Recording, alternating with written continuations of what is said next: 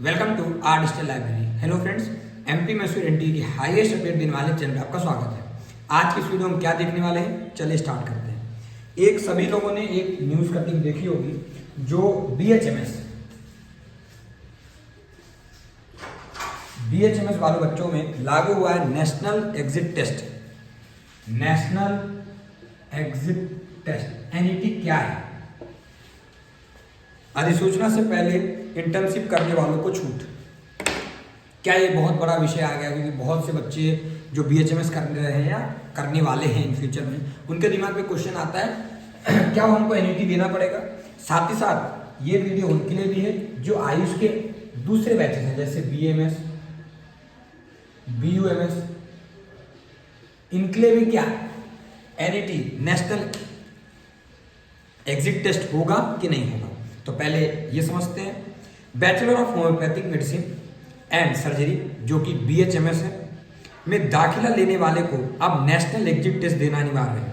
इस संबंध में नेशनल कमीशन ऑफ होम्योपैथी ने नए एक्ट में इसका प्रावधान किया है। जो मतलब जो बीएचएमएस की जो काउंसिल है वो कौन सी है? नेशनल कमीशन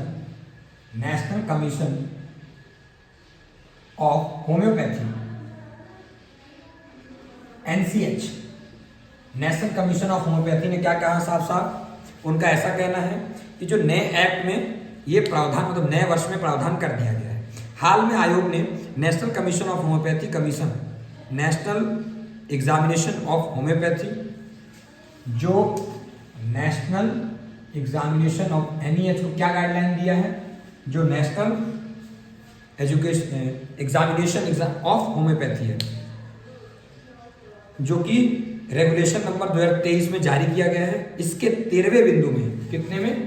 13 पॉइंट में, पॉइंट नंबर 13 में बिंदु में इसका उल्लेख किया गया है कि इसमें बताया गया कि इस परीक्षा को पास करने के बाद ही देश में होम्योपैथी की प्रैक्टिस का लाइसेंस डॉक्टर्स को मिलेगा। मतलब जो एनईटी एग्जाम देगा बीएचएमएस के बाद जो एग्जिट टेस्ट होगा वही प्रैक्टिस कर पाएगा, वही डॉक्टर लिख पाएगा और प्रैक्टिस कर पाएगा।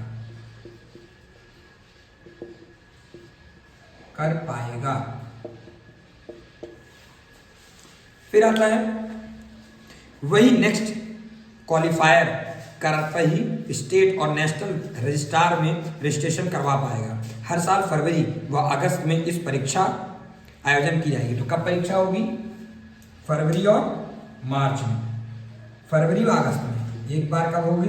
फरवरी में, और एक कब होगी? अगस्त में। इन दोनों में हो सकती है, फरवरी और व अगस्त। फरवरी में या फिर अगस्त में होगा, इस परीक्षा का आयोजन किया जाएगा। ऐसे छात्र जो इस नोटिफिकेशन के जारी होने से पहले इंटर्नशिप पूरी कर चुके हैं उन्हें नेक्स्ट नहीं देना होगा। मतलब जो अभी तक कर चुके हुआ, जो इस नोटिफिकेशन के पहले तक बीएचएमएस कर चुके हैं उनको नहीं देना पड़ेगा, लेकिन इसके बाद आपको देना पड़ेगा।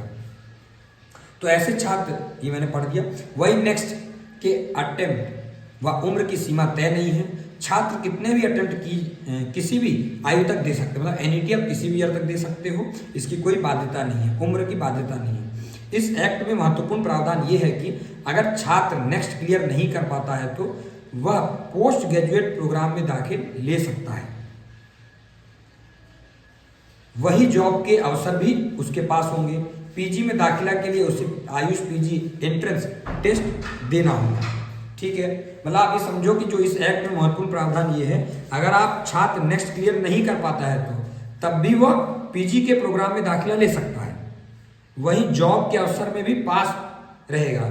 पीजी में दाखिले के लिए उसे आयुष पीजी एंट्रेंस टेस्ट देना होगा। उसको क्या देना होगा? AYUSH entrance PG test.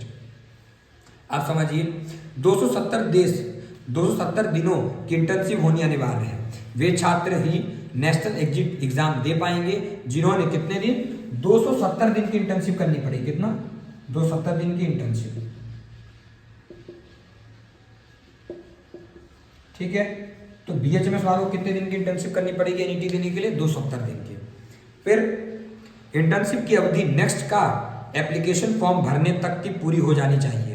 उधर एमबीबीएस में इंटर्नशिप की अवधि 1 साल 365 दिन की रहती है, और एमबीबीएस में इसको कितनी रहती है? 365 दिन फॉर एमबीबीएस। अब आता है कि क्लिनिकल कॉम्पिटेंसी पर आधारित होगी परीक्षा। नेक्स्ट का पेपर क्लिनिकल कॉम्पिटेंसी पर ही आधारित रहेगा।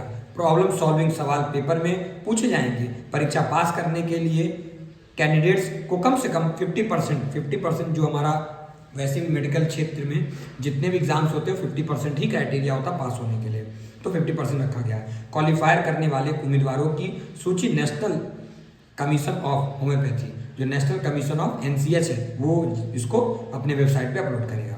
फिर आता है होम्योपैथी पीजी एंट्रेंस के लिए नहीं देना होगा। नेक्स्ट, जो होम्योपैथी पीजी करना चाहते हैं, मतलब होम्योपैथी पीजी के लिए कोई एनईटी नहीं है, तो नेशनल मेडिकल कमीशन ने क्या कहा, एमबीबीएस व फॉरेन मेडिकल ग्रेजुएट पर भी नेक्स्ट लागू करने जा रहा था, लेकिन यह प्रक्रिया बीच में रोक दी गई है।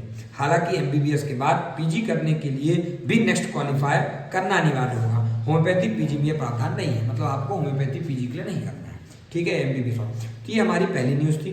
अब आते हैं अब दूसरी न्यूज, जो आपको बीएचएमएस, बीएमएस और पूरे टोटल आयुष की नेशनल कमीशन ऑफ